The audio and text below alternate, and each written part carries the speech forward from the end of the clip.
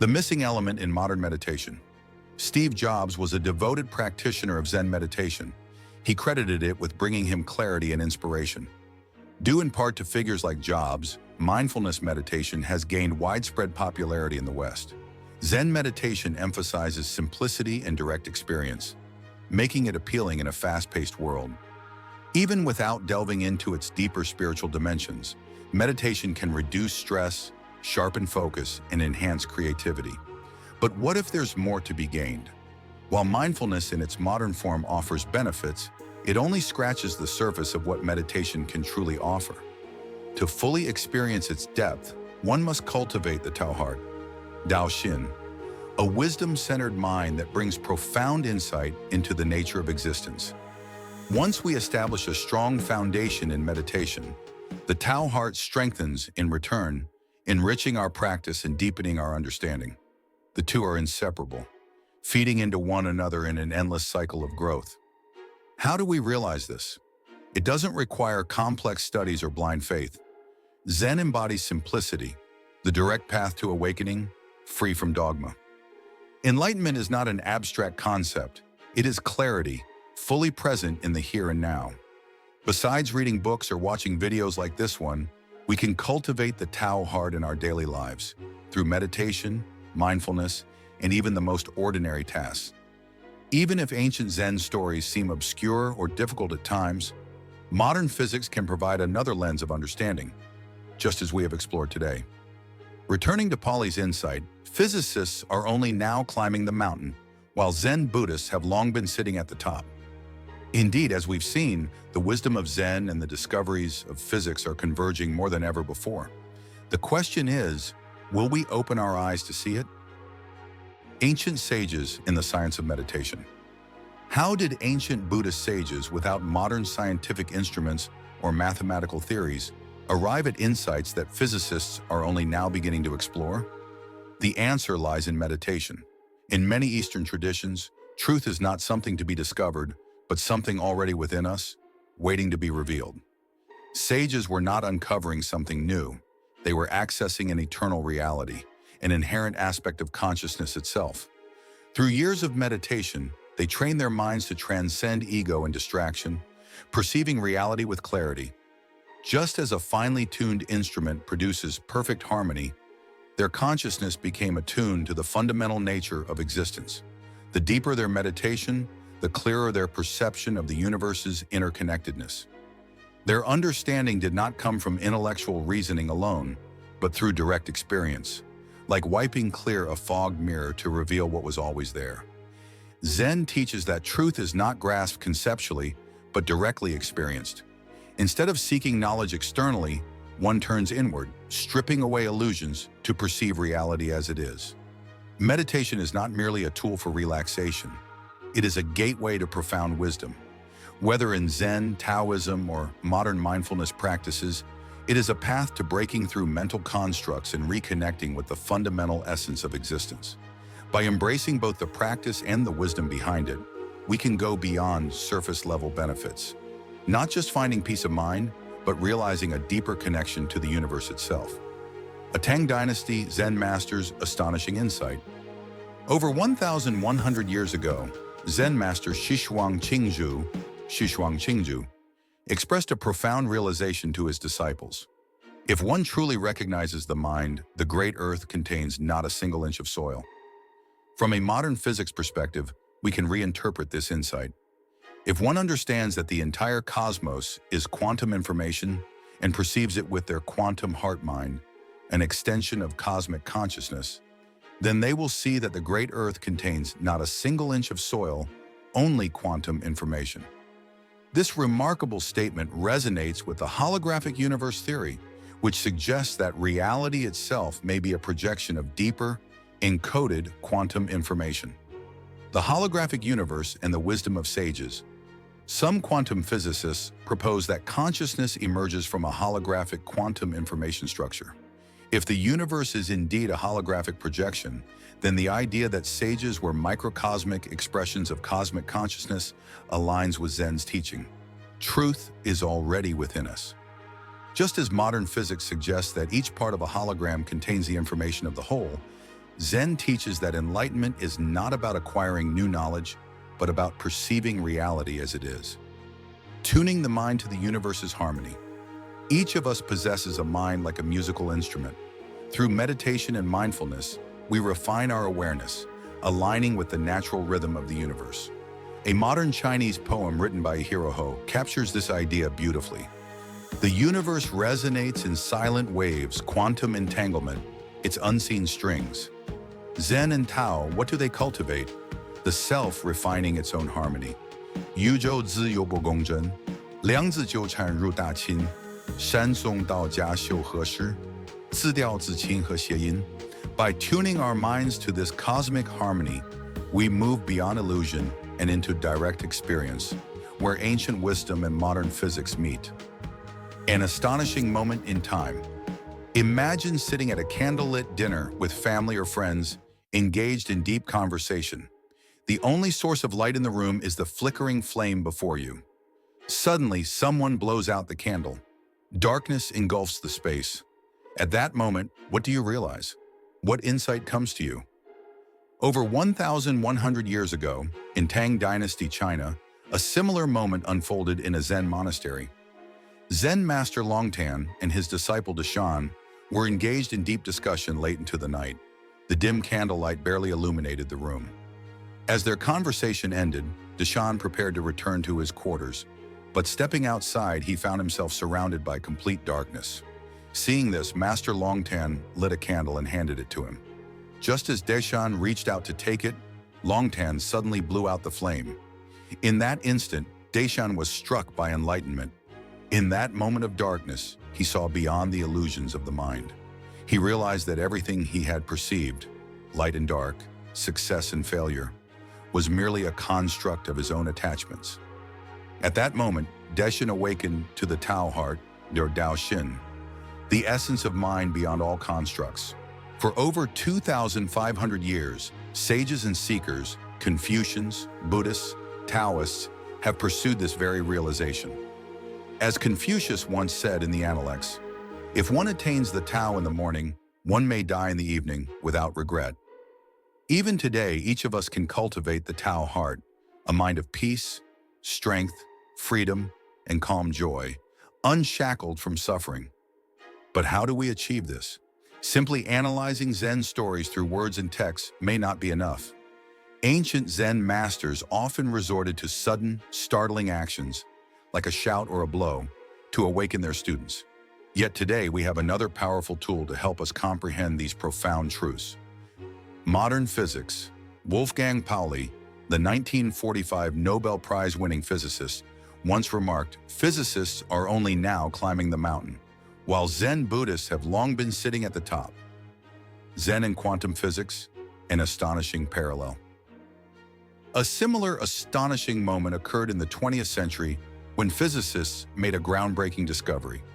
Scientists, armed not with meditation, but with mathematics and experiments, stumbled upon something just as profound as Deshan's realization. They discovered that particles, like electrons and photons, could exist both as waves and particles. Even more astonishing, the mere act of observation collapsed the wave function, forcing the particle into a definite state. Physicists were stunned. They had always believed in an objective reality, one that existed independently of the observer. But quantum mechanics suggested something different. The world is not fixed until we observe it. This mirrors Zen teachings in a striking way. Just as Deshan's perception shaped his reality, quantum physics suggests that our observation creates the world we experience. Zen and Taoism have long taught that reality is nothing but zhuxiang, fleeting appearances shaped by the mind. If physicists had deeply studied Zen and Taoist thought, they might not have been so shocked. They might have recognized their discoveries as a modern language for an ancient wisdom. Quantum mechanics and the nature of reality. What does quantum mechanics reveal about the true nature of existence? One interpretation suggests that in quantum reality, particles are always waves until we observe them. According to theoretical physics, all subatomic particles are merely different vibrations of quantum fields, much like how different wavelengths of light appear as different colors to the human eye. Only when we observe them from our limited human perspective do they seem like solid particles. This aligns perfectly with the Zen Taoist view that our world is a projection of something deeper. Just as Deshan saw beyond the flickering candlelight, physics now suggests that matter, time, and space may be illusions shaped by perception. As Einstein once said, reality is merely an illusion, albeit a very persistent one. A statement that resonates deeply with Zen thought, breaking free from mental constructs. So what does all of this mean for us? Just as Deshan realized that his understanding of the world was a mental construct, we too must recognize how our minds shape our reality. Just as quantum physics shows that observation shapes what we see, Zen teaches that our attachments shape our suffering or our freedom. And just as a wave collapses into a particle when observed, our rigid beliefs turn a fluid world into something seemingly fixed and unchanging. But if we can see beyond these constructs, if we can cultivate the Tao-heart, then like Deshan, we can awaken to a reality beyond illusion. A meditation practice, awakening the inner light. Sit in a quiet place. Let the noise of the world settle around you. Close your eyes. For a moment, imagine you are standing in total darkness, like a wanderer on a moonless night. There is no light, no path, no guide. Notice how the mind reacts. Does it seek something to hold on to? Does it resist the emptiness? Does it crave an answer? Breathe. Let go of searching. Let go of waiting for something to happen. Instead, turn inward. Shift your attention from what is missing to what is present. The beating of your heart, the quiet rhythm of your breath. The awareness itself, the silent witness behind all experience. This is the inner light. It has always been here. It does not flicker or fade. Stay with it. Let the external world dissolve, as if the lantern has been blown out. And in its absence, feel the quiet radiance within, beyond thoughts, beyond words. No need to seek, no need to understand, just be.